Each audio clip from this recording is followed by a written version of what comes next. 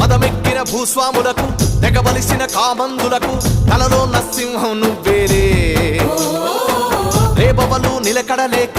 రెక్కల్ని ముక్కలు చేసే నిరుపేదల ధైర్యం నువ్వయ్యా